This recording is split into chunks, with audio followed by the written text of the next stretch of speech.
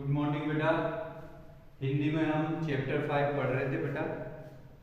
इसमें हमने पढ़ लिया था कि एक अंधी भिखारी ने, जो कि मंदिर की दहलीज पे बैठ करके भिक्षा मांगती है और भिक्षा मांग करके जो भी उसे प्राप्त होता है उसे वो एक हंडिया में इकट्ठा करके रख देती है। हमने यहाँ तक पढ़ लिया था। ये पेज नंबर है आपके यहाँ 27 पे। एक नौकर किसी काम से बाहर आया, अंधी को बैठा देखकर उसने सेठ जी को सूचना दी। सेठ जी ने आज्ञा दी कि उसे भगा दो। नौकर ने अंधी से चले जाने को कहा, किंतु वह उस स्थान से नहीं हिली। मरने का भय भी, मारने का भय भी दिखाया, पर वो टस से मस न हुई।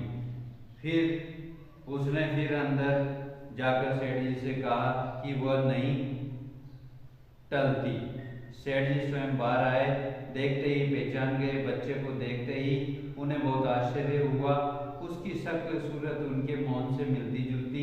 7 वर्ष हुए जब मौन किसी मेले में खो गया था। उसकी बहुत खोज की, पर उसका कहीं कोई पता न चला। उसे याद आया कि मौन की जांघ पर लाल रंग का चिन्ह था। इस विचार के आते ही उन्होंने अंधी की गोद में लेटे बच्चे की जांघ देखी। चिन्ह अवश्य था, किंतु पहले से बहुत बड़ा। उनको विश्वास हो गया कि बच्चा उन्हीं का मौन है। उन्होंने तुरंत उसको छीनकर अपने कलेजे से लिपटा लिया। उसका शरीर बुखार से तप रहा था। नौकर को डॉक्टर लाने के लिए भेजा और स्वयं घर के अंदर चले गए। अंधी खड़ी हो गई और चिल्लाने लगी, मेरे बच्चे को न ले जाओ, मेरे रुपए को हजम कर गए, अब क्या मेरे बच्चे को भी मुझसे छीनोगे? सेठ जी बहुत चिंतित हुए और बोले, बच्चा मेरा है, यही एक बच्चा है मेरा। 7 वर्ष पूर्व कहीं हो गया, अब मिला है। अब मैं इसको तुम्हें नहीं दूंगा और लाख यत्न करके भी इसके प्राण बचाऊंगा। अंधी ने जोर से ठाका लगाया, तुम्हारा बच्चा है इसलिए लाख यत्न करके भी इसे बचाओगे? मेरा बच्चा होता तो उसे मर जाने देते क्यों? यह भी कोई न्याय है? इतने दिनों तक खून पसीना करके मैंने इसको पाला है, मैं इसको अपने हाथ से न जाने दूंगी। सेठ जी की अजीब दशा थी, कुछ करते धरते नहीं बनता था। कुछ देर वहीं पर मौन खड़े रहे, फिर घर के अंदर चले गए। अंधी कुछ समय तक खड़ी रोती रही, फिर वह भी अपनी झोपड़ी की तरफ चल पड़ी। दूसरे दिन प्रातःकाल प्रभु की कृपा हुई और दवा ने अपना असर दिखाया। मौन का बुखार उतरा। होश आने पर आंखें खोली तो सबसे पहले शब्द उसकी जबान से निकला, माँ। चारों ओर अपरिचित शक्लें देखकर उसने अपनी आंखें फिर बंद कर ली। उस समय से फिर उसका बुखार बढ़ने लगा। माँ की रट लगाए हुए था। डॉक्टर ने जवाब दे दिया। सेठ जी के हाथ पैर फूल गए। चारों ओर अंधेरा ही अंधेरा दिखने लग गया। क्या करूं, मेरा एक ही बच्चा है, इतने दिनों बाद मिला है और यह भी मृत्यु को प्राप्त हो जाएगा, तो मैं इसे कैसे बचा सकूं? सहसा उसको अंधी का ध्यान आया। नौकर को भेजा, देखो कहीं वह अब तक द्वार पर बैठी हुई तो नहीं है। तो ऐसा कहकर के सेठ जी ने फिटन तैयार करवाई और बस्ती के बाहर उसकी झोंपड़ी में पहुंचे। झोंपड़ी बिना द्वार के ही अंदर चले गए। अंधी एक फटे पुराने टाट पर पड़ी थी, उसके नेत्रों से अश्रुधारा बह रही थी। सेठ जी धीरे से उसको हिलाया, उसका शरीर आग की तरह तप रहा था। सेठ जी ने कहा, बुढ़िया तुम्हारा बच्चा मर रहा है। डॉक्टर निराश हो गए। रह रहकर वह तुम्हें पुकार रहा है, अब तुम उसके प्राण बचा सकती हो, चलो और मेरे नहीं अपने बच्चे की जान स्वयं बचा लो।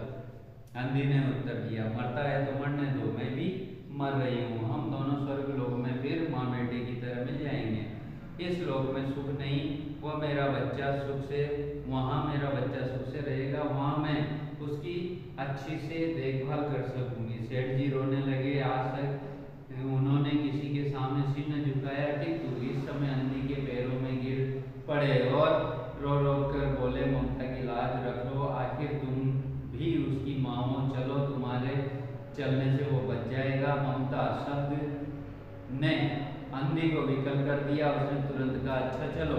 सेठ जी सहारा देकर उसे बाहर लाए। फिर पर बिठाया। फिटन घर की ओर दौड़ने लगी, है ना। सेठ उस समय सेठ और अंधी भिखारी दोनों की एक दशा थी। दोनों की एक ही इच्छा थी कि शीघ्र उनके बच्चे के पास पहुंचे और वो ठीक हो जाए। कोटी आए, सेठ जी ने सहारा देकर अंधी को उतारा, अंदर ले गए, मोहन की चारपाई के पास खड़ा कर दिया। उसने मोहन के माथे हाथ फेरा। मोहन पहचान गया उसकी माँ का हाथ है। उसने तुरंत अपनी आंखें खोली और अपने पास समीप खड़े देखकर कहा, माँ तुम आ गई। अंधी ने इसने बड़े शोर में उत्तर दिया, हाँ बेटा, तुम्हें छोड़कर मैं कहाँ जा सकती हूँ। अंधी भिखारी बुढ़िया मोहन के सिराने बैठ गई और सिर गोद में रख लिया। मोहन को बहुत सुख का अनुभव हुआ और गोद में सो गया। उसी दिन से मोहन की दशा अच्छी होने लगी। 10-15 दिन में बिल्कुल स्वस्थ हो गया। जो काम हकीमों के जसोदे वैद्यों की पुड़िया डॉक्टरों की दवा न किया वह अंधी के इसने मई सेवा ने पूरा कर दिया। मोहन की पूरी तरह स्वस्थ हो जाने पर अंधी ने विदा मांगी। सेठ जी ने बहुत कहा वह उन्हीं के पास रह जाए, परंतु वह सहमत न हुई। विवश होकर विदा करना पड़ा। जब वह चलने लगी तो सेठ जी ने रुपयों की थैली उसके हाथ में दे दी। अंधी ने पूछा, इसमें क्या है। सेठ जी ने कहा, इसमें तुम्हारी धरोहर है, तुम्हारे वे रुपए मेरा अपराध।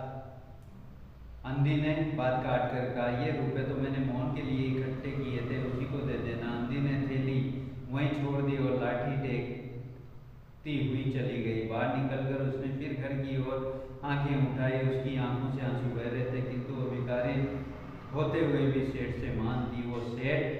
वो इस समय सेठ याचक और वह दाता थी।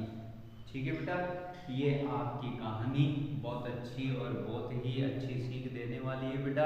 इसमें एक अंधी भिखारी के सामने इतना बड़ा सेठ, नगर सेठ झुक गया, क्योंकि उसका खोया हुआ बेटा भिखारी ने पाल पोस करके बड़ा किया था और उसी को वो मां मानता था।